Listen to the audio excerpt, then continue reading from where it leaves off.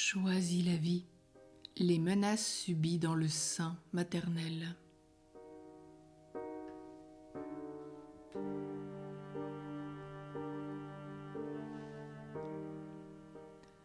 L'enfant menacé dans le sein de sa mère se replie sur lui-même dans une attitude de fermeture et de défiance face à un monde perçu comme une menace permanente qui pèse sur son existence propre.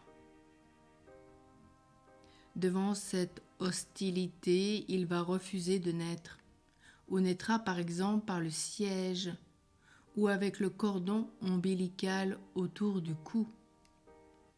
Se défiant de l'amour qu'on lui propose, il peut refuser de prendre le sein maternel. La peur qui est inscrite dans toutes les fibres de son être le conduit à développer un réflexe de méfiance et à réagir avec violence au moindre danger réel ou imaginaire. C'est bien Nelly Astelli qui nomme la blessure du néant cette souffrance de l'enfant qu'on a essayé d'éliminer. Celle-ci se manifeste comme une profonde solitude existentielle, doublée d'une angoisse due au sentiment d'une menace confuse qui pèse sur lui. Enfermé dans la défiance, l'enfant, puis l'adulte, ne parvient pas à épanouir ses possibilités. Le sentiment d'indignité, la timidité sont plus forts que tout ce que la vie peut offrir de positif.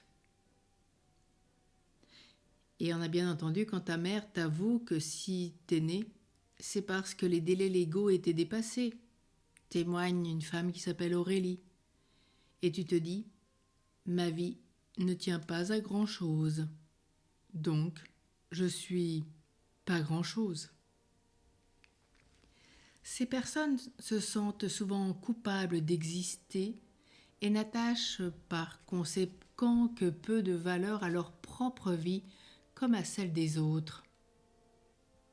Pessimistes, désespérées, elles peuvent poser des actes absurdes qui sont de véritables défis à la vie et à la mort. Obligées de se construire seules, elles se battent contre Dieu, leurs parents et le monde entier. Elles passent leur temps à chercher leur identité et des raisons de vivre. Ne se sentant bien nulle part, elles rejettent les autres et se font rejeter en raison de leur attitude agressive, ce qui ne fait que confirmer leur isolement. Alors en ce jour, demandons la grâce à Dieu de pouvoir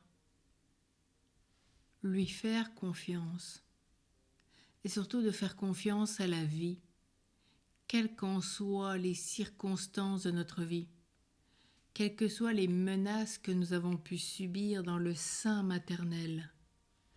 Confions à Dieu cette blessure du néant afin qu'il vienne guérir tous ceux qui en ont besoin, tous ceux aujourd'hui qui ne se considèrent comme rien, pas grand-chose, tous ceux qui ont plus envie de mort que de vie, tous ceux qui vivent plutôt dans le pessimisme alors que nous sommes faits pour la joie, désespérés de tout alors que nous sommes faits pour vivre dans l'espérance. Prions spécialement aussi pour les personnes qui voudraient commettre des actes absurdes, qui sont ces défis face à la vie.